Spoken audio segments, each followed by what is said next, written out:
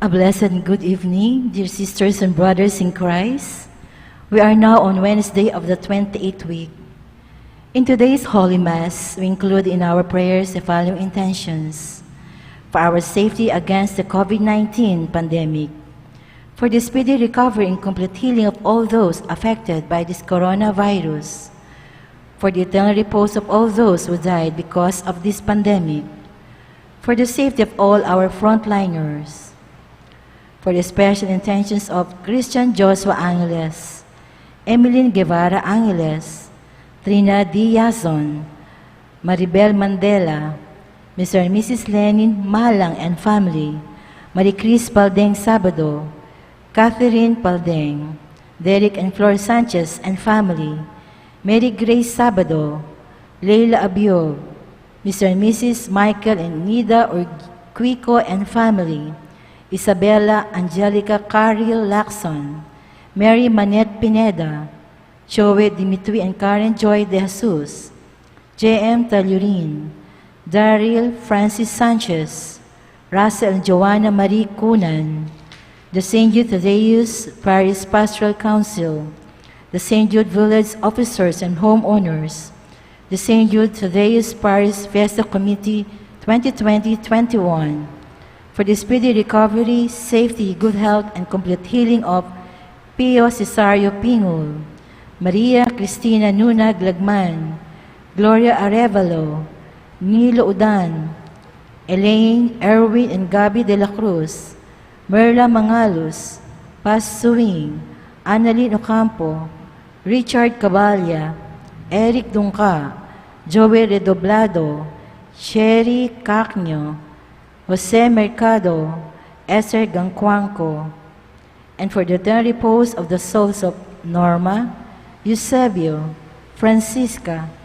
Emiliano Sr., Celerina, Juanita Lagason, Manuel Tongyo, Mark Louis Tongyo, Prisciliano Miranda, Baby Glornita Ganya, Edarme Hanga, Manuel Cerezo, Tranquilina Pineda, Regina Cabalya, and all poor souls in purgatory.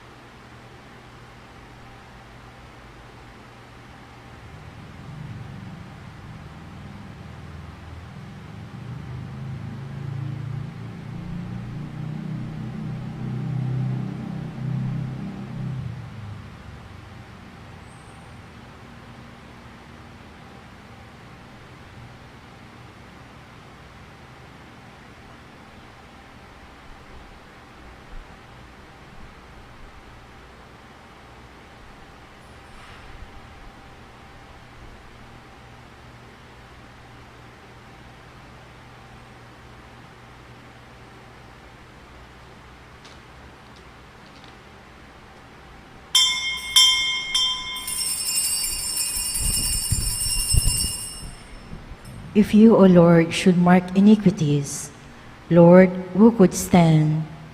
But with you is found forgiveness, O God of Israel.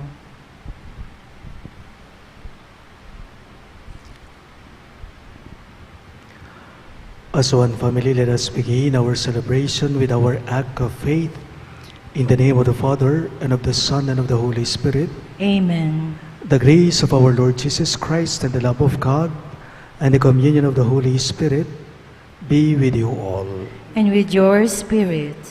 My dear friends, let us acknowledge our sins and so prepare ourselves to celebrate these sacred mysteries.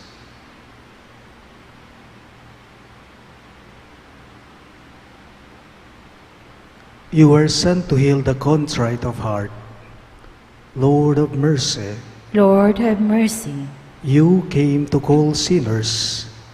Christ, have mercy. Christ, have mercy. You are seated at the right hand of the Father to intercede for us. Lord of mercy. Lord, have mercy. May Almighty God have mercy on us, forgive us our sins, and bring us to everlasting life. Amen. Let us pray.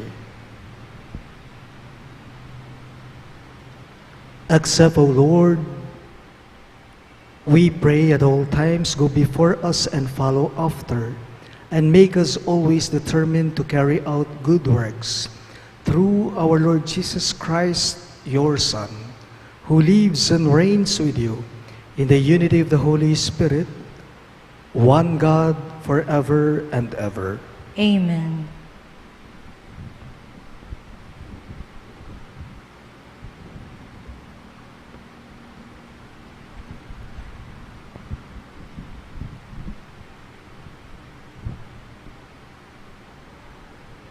A reading from the letter of St. Paul to the Galatians. Brothers and sisters, if you are guided by the Spirit, you are not under the law. Now the works of the flesh are obvious: immorality, impurity, licentiousness, idolatry, sorcery, hatreds, rivalry, jealousy, outbursts of fury, acts of selfishness, dissensions, factions, occasions of envy, drinking bouts, orgies, and the like. I warn you, as I warned you before, that those who do such things will not inherit the kingdom of God. In contrast, the fruit of the Spirit is love, joy, peace, patience, kindness, generosity, faithfulness, gentleness, self-control. Against such there is no law. Now, those who belong to Christ Jesus have crucified their flesh with its passions and desires. If we live in the Spirit, let us also follow the Spirit. The word of the Lord. Thanks be to God. For our responsorial psalm, let our response be, those who follow you, O Lord, will have the light of life. Those who follow you, Lord, will have the light of life. Blessed the man who follows not the counsel of the wicked, nor walks in the ways of sinners, nor sits in the company of the insolent, but delights in the law of the Lord, and meditates on his law day and night. Those who follow you, Lord, will have the light of life. He is like a tree planted near running water, that yields its fruit in due season, and whose leaves never fade. Whatever he does prospers. Those who follow you, Lord, will have the light of life. Not so the wicked, not so. They are like chaff, which the wind drives away. For the Lord watches over the way of the just, but the way of the wicked vanishes. Those who follow you, Lord, will have the light of life. We all rise to honor the Holy Gospel. Alleluia. Alleluia. Alleluia. Alleluia. My sheep hear my voice, says the Lord. I know them, and they follow me. Alleluia. Alleluia. Alleluia. Hallelujah. The Lord be with you. And with your spirit. A reading from the Holy Gospel according to Saint Luke. Glory to you, O Lord. The Lord said, "Woe to you, Pharisees! You pay tithes of mint and of rue and of every garden herb, but you pay no attention to judgment and to love for God. These you should have done without overlooking the others. Woe to you, Pharisees! You love the seat of honor in synagogues and greetings in marketplaces. Woe to you! You are like unseen graves over which people unknowingly walk." Then one of the scholars of the law said to him in reply, "Teacher, by saying this you are insulting us too." And he said, "Woe also to you, scholars of the law! You impose on people burdens hard to carry, but you yourselves do not lift one finger to touch them." My dear friends, the good news of our salvation. Praise to you, Lord Jesus Christ.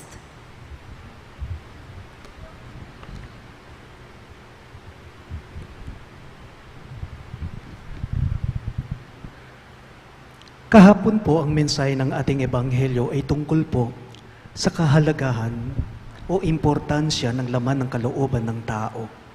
If you still remember. Aliwa ingking luwal yang maulaga, nune ing laman ingking kilub ing lamana. Inyapin ing pilubluban pin, yapin naman ing sukat dinan pansin. Remember?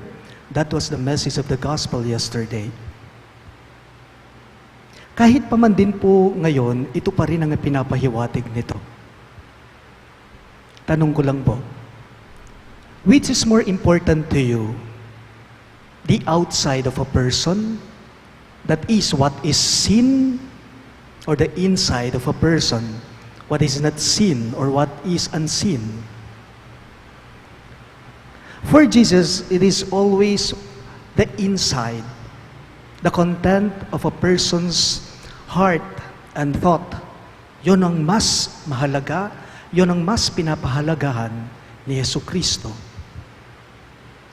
Pansinin po ninyo, ano bang maganda kung nakakapagsuot ka nga naman ng mga branded o signature na damit, pero ang ugali mo naman pala ang pangit-pangit. Walang kwenta. Ang impluensya mo, walang kwenta o halaga ang titulo mo, ang pangalan mo, ang yaman mo kung masama naman ang ugali mo. Nabibili mo nga naman ang lahat ng gusto mo, pero wala naman palang habag at pag-ibig sa kalooban mo, walang matutuwa sa iyo. Ika nga po ng kasabihan, truth hurts. What good it is to have all the material wealth and power in this world if you have no God in your heart? What good it is to have all the material wealth and power in this world if the content of our hearts and minds are filthy and toxic? What good it is to have all the material wealth and power in this world if we have no compassion? If you have no love, if we have no love, paalala lang po, impluensya, kapangyarihan, material na bagay, yaman, panandalian lahat ng yan. Material na bagay, yaman, pansamantala lang yan. But if you have God in your heart, if you have compassion, if you have love, I believe, you are forever peaceful until the end. Narinig po natin ang ating ebanghelyo ngayon. Mimiwane naman yata yung Ginoong Jesucristo, karing Pariseyo, karing aldoldong ebanghelyo tamo. The Pharisees during Jesus' time were the recipient of Jesus' woes. Sawing palad kayo, mga Pariseyo, kaawa-awa kayo. Hipokrito kayo, sabi niya. Bakit? Bakit sawing palad sila? Bakit kaawa-awa sila? Kasi po yung ipinapakita nila sa mga tao, hindi naman totoo. Iba yung nakikita ng tao, ng mga mata nila, sa laman ng mga kalooban talaga nila, itong mga Pariseyo. They were always looking good and pious on the outside, but morally speaking, spiritually speaking, they were lacking in the inside. Therefore, Jesus wanted them to change. Jesus wanted them to have an interior cleansing and renewal. Alam po ninyo, madali lang magpanggap sa mata, sa nakikita ng ibang tao. Madali lang magpanggap na mabuti kang tao. Madali lang magpanggap na banal kang tao. Sabi nga po nila, ang mga artista daw po, madaling magpanggap sila. Bakit? Kasi sa mga artista, lalong-lalo na sa mga love team. Sa mga artista, halimbawang mag-love team sila, kahit hindi sila mag-on, silang dalawa, ipapakita nila in public na sila ng dalawa. Bakit? Upang sumikat sila, upang kagatin sila, upang pag-usapan sila. Pero ako naniniwala sa Diyos, hindi po pwede yan. Hindi po pwede ang Diyos na magpanggap tayo sa harap niya. Sa mata ng Diyos, hindi uubra ito ang pagpapanggap natin tayong mga tao. So, let us all reflect on these pronouncements of Jesus because He is speaking to all of us also. Woe to you, Pharisees, woe to you, scholars of the law. Ano ang mensahe, ang panawagan ng ating ebanghelyo sa ating lahat? Napakasimple lang po.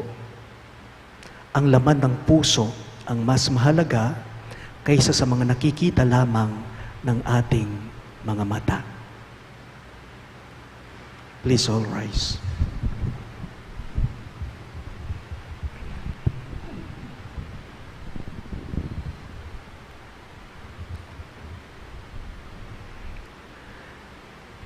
Dear sisters and brothers in Christ, gathered as one to celebrate the good things we have received from our God, let us now ask Him to prompt in us prayers that are worthy of His hearing.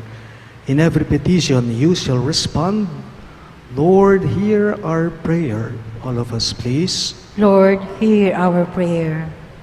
That the Church may be conscious of her responsibility to promote social justice by her ministry to the poor, let us pray to the Lord. Lord, hear our prayer. That government officials may be sincere in their efforts to provide services and programs for the poor and the destitute, let us pray to the Lord. Lord, hear our prayer. That employers and workers may be honest and respectful to one another, let us pray to the Lord. Lord, hear our prayer.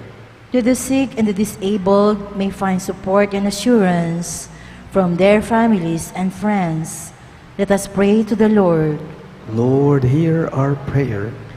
That those who have departed from this life may enjoy eternal happiness in the company of the saints in heaven, let us pray to the Lord. Lord, hear our prayer.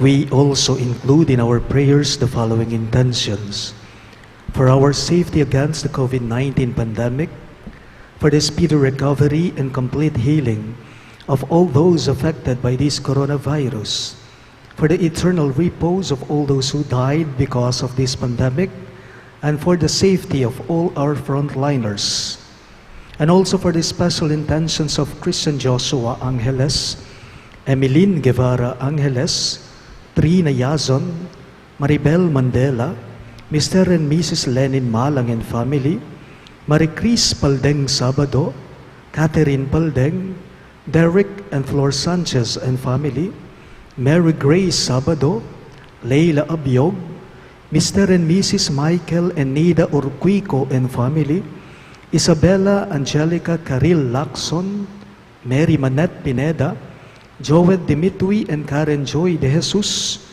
J.M. Taliorin, Daryl Francis Sanchez, Russell and Joanna Marie Cunan, the St. Jude Thaddeus Parish Pastoral Council, the St. Jude Village Officers and Homeowners, and the St. Jude Thaddeus Parish Fiesta Committee 2020-2021.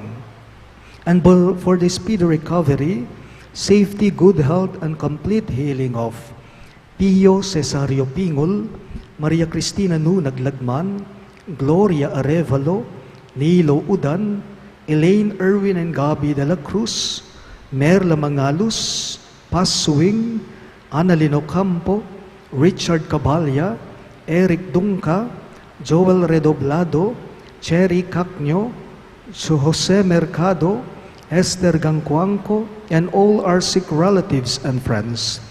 And for the eternal repose of the souls of Norma, Eusebio, Francisca, Emiliano Sr., Celerina, Juanita Lagazon, Manuel Tongyo, Mark Louis Tongyo, Prisciliano Miranda, Baby Glornita Ganya, Edarne Hanga, Manuel Zareso, Tranquilina Pineda, Regina Cabalya, and all poor souls in purgatory, we pray.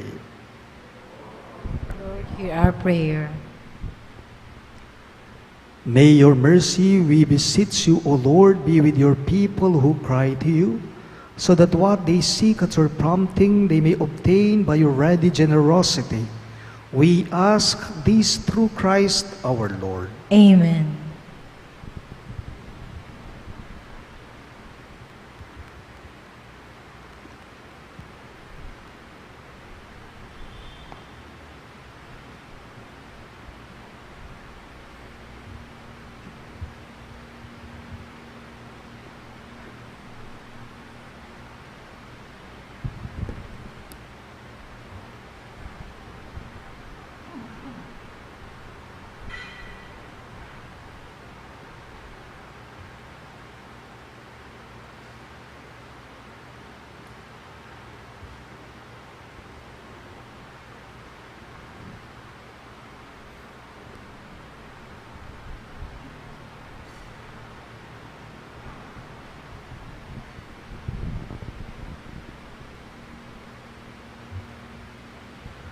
Blessed are you, Lord, God of all creation, for through your goodness we have this bread we offer you, fruit of the earth and work of human hands, that will become the bread of life. Blessed be God forever. Blessed are you, Lord God of all creation, for through your goodness we have this wine we offer you, fruit of the vine and work of human hands, it will become our spiritual drink. Blessed be God forever.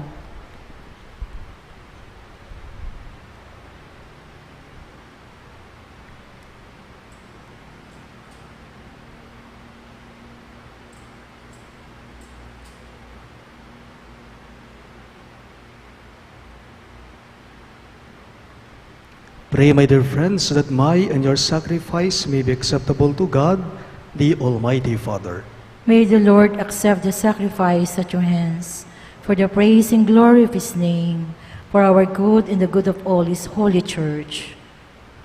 Accept, O Lord, the prayers of your faithful with the sacrificial offerings, that through these acts of devotedness we may pass over to the glory of heaven. We ask this through Christ our Lord. Amen. The Lord be with you. And with your spirit, Lift up your hearts. we lift them up to the Lord. Let us give thanks to the Lord our God. It is right and just. It is truly right and just, our duty and our salvation, always and everywhere to give you thanks, Lord, Holy Father, Almighty and Eternal God. For when your children were scattered afar by sin, through the blood of your Son and the power of the Spirit, you gather them again to yourself, that a people formed as one by the unity of the Trinity, made a body of Christ and the temple of the Holy Spirit, might to the praise of your manifold wisdom be manifest as the church. And so, in company with the choirs of angels, we praise you, and with joy we proclaim. Holy, holy, holy Lord God of hosts, heaven and earth are full of your glory. Hosanna in the highest. Blessed is he who comes in the name of the Lord. Hosanna in the highest. You are indeed holy, O Lord, the fount of all holiness. Make holy, therefore, these gifts, we pray, by sending down your Spirit upon them like the dewfall, so that they may become for us the body and blood of our Lord Jesus Christ.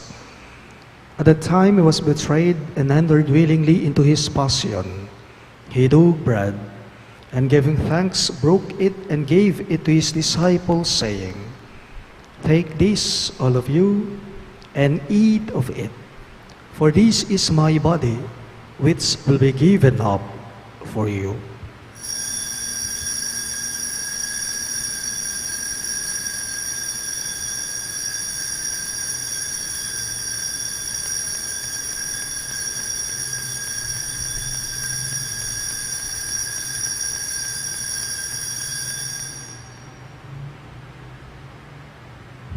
In a similar way, when supper was ended, he took the chalice, and once more giving thanks, he gave it to his disciples, saying, "Take this, all of you, and drink from it, for this is the chalice of my blood, the blood of the new and eternal covenant, which will be poured out for you and for many, for the forgiveness of sins. Do this in memory of me."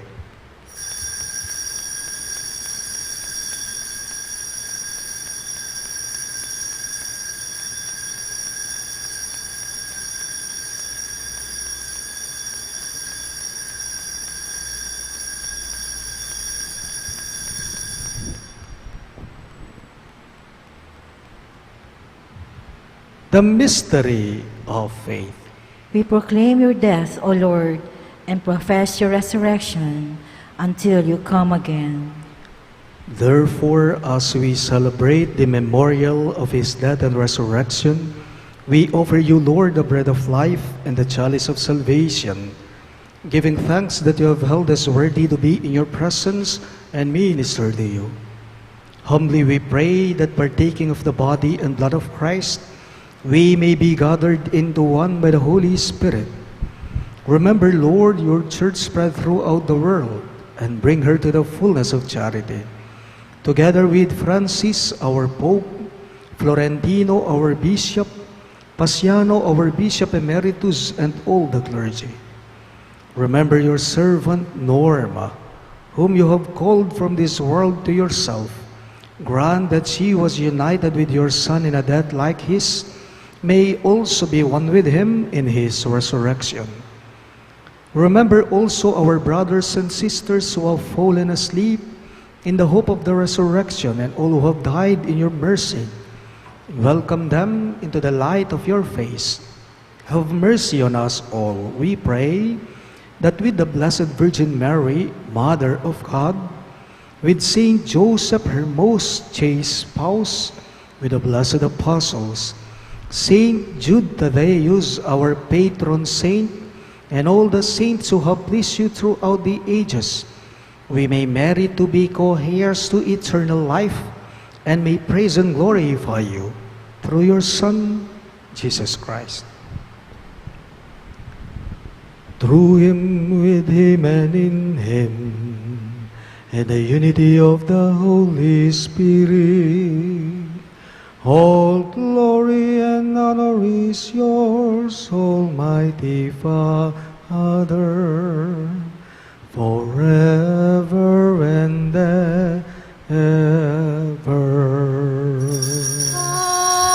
Amen. Amen. Amen.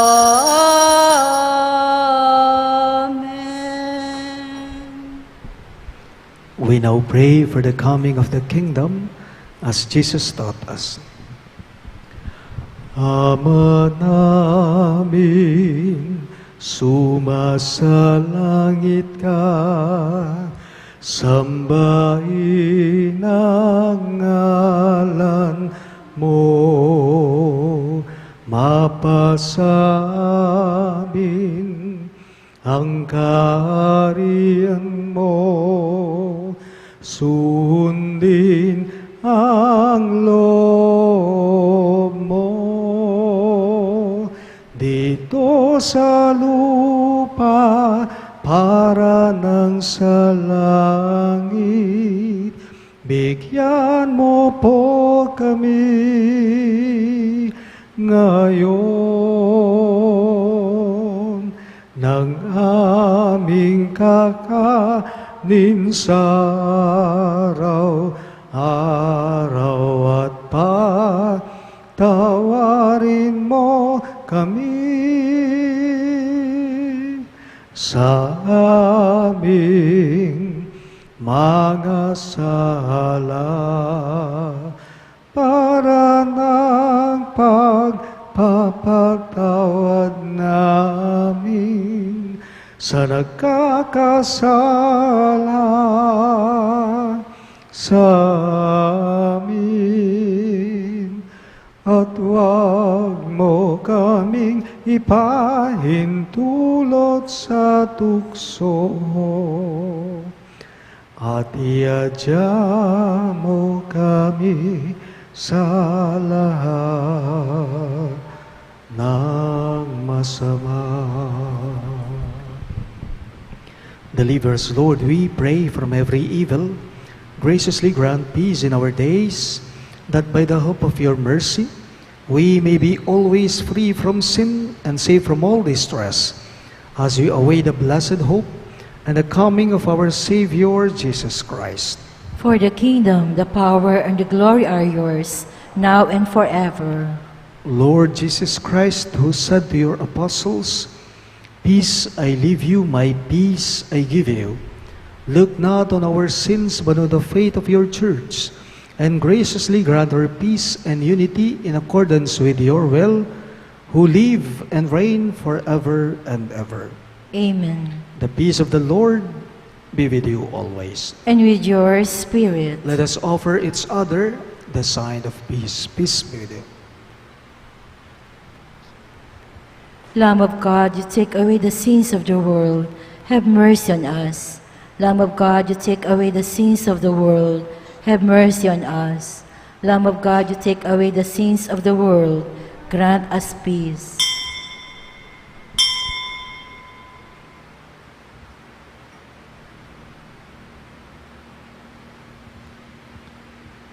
Behold Christ Jesus, our generous Lord. He is the Lamb of God who takes away the sins of the world. Happy are those who are called to his supper. Lord, I am not worthy that you should enter under my roof, but only say the word, and my soul shall be healed.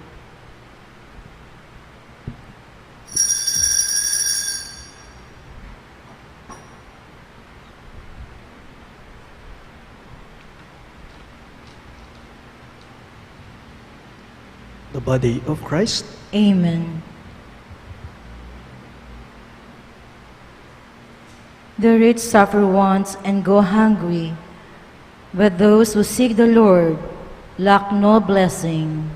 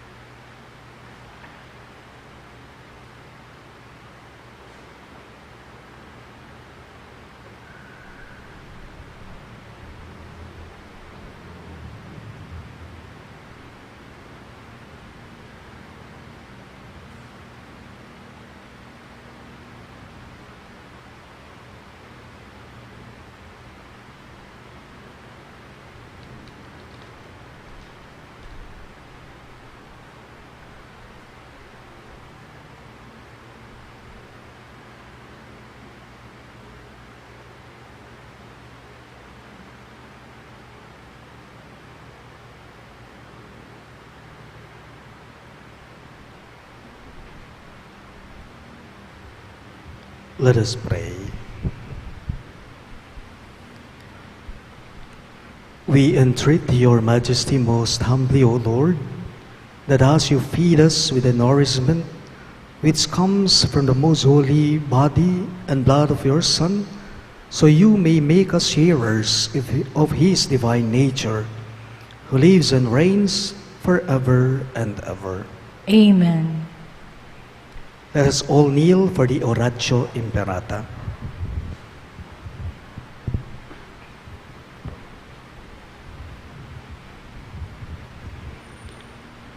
Let us pray. God our Father, we come to you in our need to ask your protection against the COVID-19 pandemic that has disturbed and even claimed lives. We pray that you guide the people tasked to find cures for this disease and to stem its transmission. Protect the medical experts that they may minister to the sick with competence and compassion. We pray for those afflicted. May they be restored to health soon. Protect those who care for them. Grant eternal rest to those who have died. Give us the grace in this trying time to work for the good of all and to help those in need. We implore you to please stop the spread of this virus and to save us from our fears. Grant all this through our Lord Jesus Christ, your Son, who lives and reigns with you in the unity of the Holy Spirit, one God, forever and ever. Amen. We fly to your protection, O Holy Mother of God. Do not despise our petition in our necessities, but deliver us always from all dangers, O glorious and blessed Virgin. Amen. Virgen de los Remedios, health of the sick, Pray for us. Saint Raphael the Archangel, Pray for us. Saint Joseph, Pray for us. Saint Jude Thaddeus, Pray for us. Saint Roch, Pray for us. Saint Lorenzo Ruiz, Pray for us. Saint Pedro Calungsod, Pray for us. Santo Cristo del Perdón. Have mercy on us.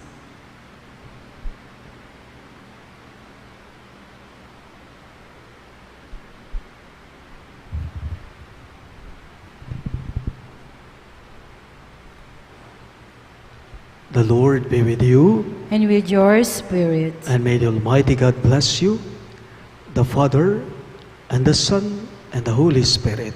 Amen. The Mass is ended, and our mission begins. Thanks be to God.